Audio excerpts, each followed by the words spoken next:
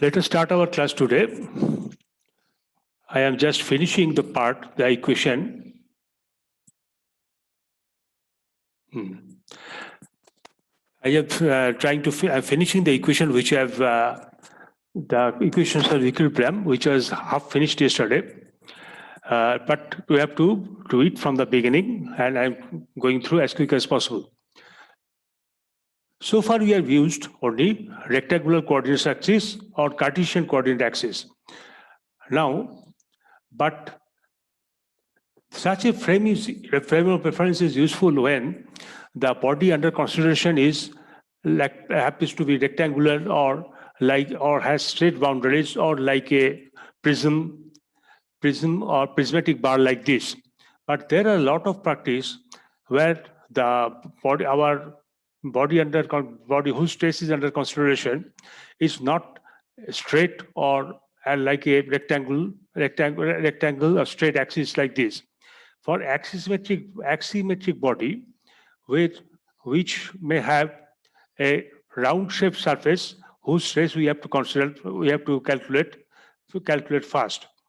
We know what is axisymmetric is a particular body which is symmetric about an axis itself.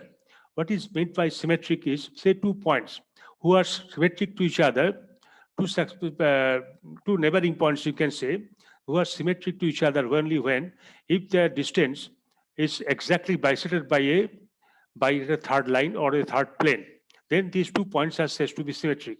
And so this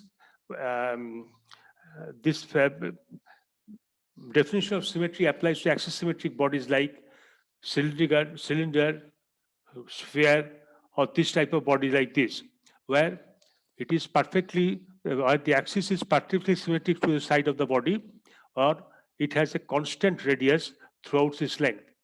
Radius is always constant. Whatever way the radius is always constant means distance from the longitudinal axis to the side of the boundary, side of the wall is always equal. This is called axisymmetric body. It is symmetric about axis. This is equal from all the surfaces are full surfaces are equally distant, have equal distance from the axis itself. That's why it is called axisymmetry. Now, in case of this type of problem, when we have discussed this type of beam members, we are supposed to understand, we have supposed to consider a cylindrical coordinate along with polar or cylindrical coordinates along with the Cartesian frame of coordinates itself. Now, what is cylindrical coordinates? I'm just telling you in a brief manner.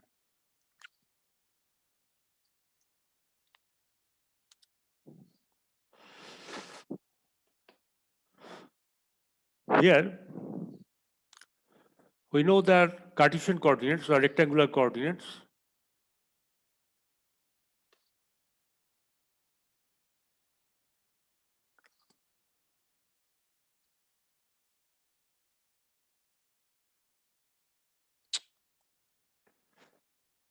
you know what is Cartesian rectangular coordinates, you know?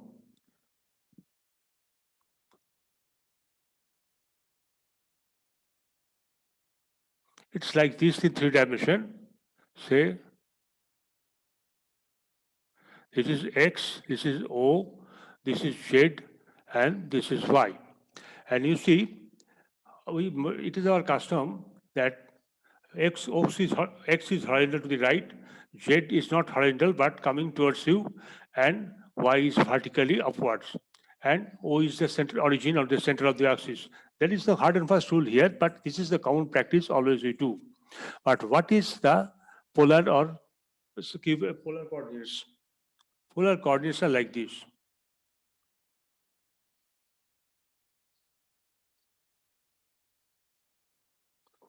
Say, we have axis X, we have axis, say, Y. What will be the polar coordinates of a point, say, R here? It should be R into theta. Its coordinates is r into theta. But we are plotting it in a two-dimensional rectangular coordinate axis, but it is not like this.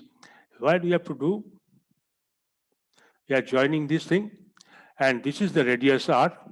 And if we have any other movement here, you have to calculate in this direction, and this is equal to theta itself.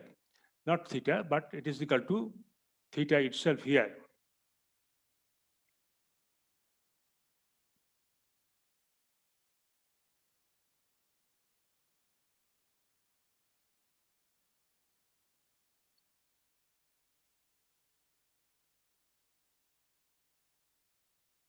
Now, it is like this,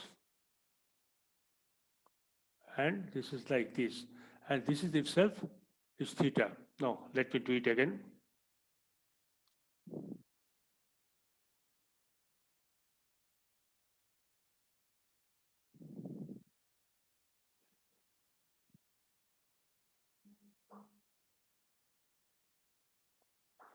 Okay.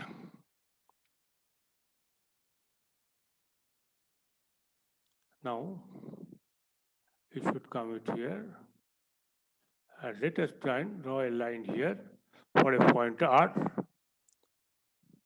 whose radius is equal to r, and it is subtended an angle equal to theta with x-axis. Means here the polar coordinates are into theta itself.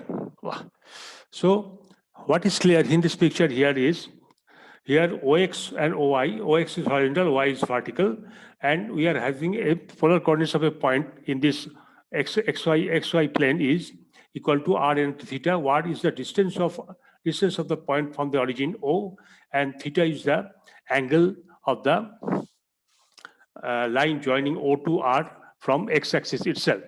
And you see, this angle will be always from x-axis or always anti-clockwise in nature. Never it will will take into account the angle subtended with y-axis, because it will be in clockwise in nature. The definition is distance from O and distance from the origin is one coordinate, and the angle from the x-axis is another coordinate for a polar coordinate system itself. Now, let us use this position to our present problem itself. Now, you see, here we have in the next page, I am showing you the axisymmetrical body.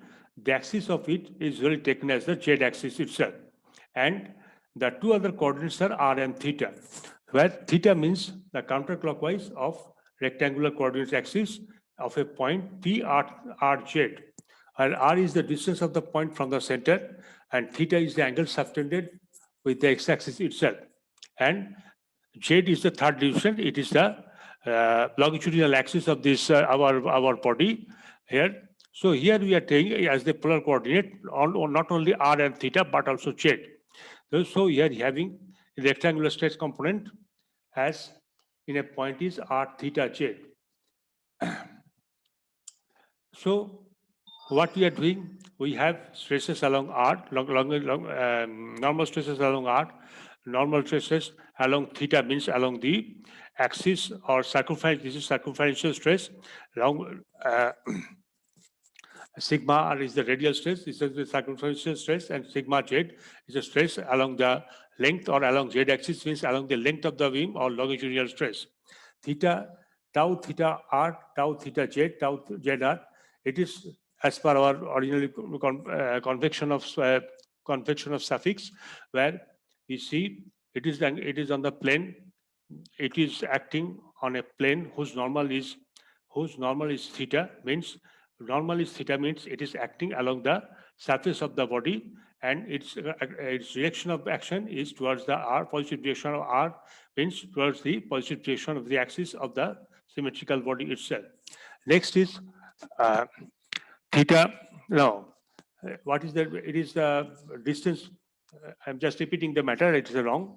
It is tau is the shear stress, which is acting on a plane whose normal is along the angle theta of the surface. Means it is this is normal to the surface of the this acting, this shear stress is acting on the surface itself, and its direction of action is towards the axis R itself. Means this is the radial shear stress, and theta tau theta z is of course acting on the circumference, which is the theta is the normal.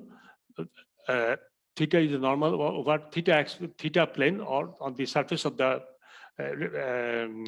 axisymmetric plane, and it is along the z direction, means it is acting along the longitudinal length. So it is the longitudinal, it is the shear stress is acting on the surface and along the longitudinal surface, along the its point line of action is along the longitudinal surface, along the longitudinal length. And lastly, this theta is acting on the z itself. Z, you know, the z is the normal to the plane. The z is along the normal. Z is along the normal. Just 1 second, please. Z is along the longitudinal axis, means it is this shear stress is acting on the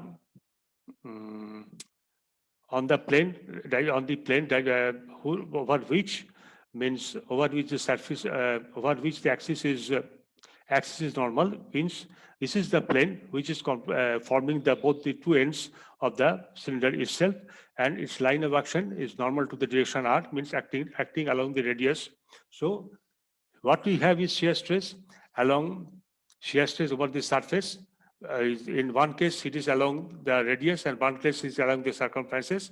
Shear stress and another shear stress is there, which is acting on a surface, which is the cross section along the surface, which is the cross section of the elements, which means it is on the two ends, and it is acting along the radius length, means along the radial axis itself. So we have 6 such stress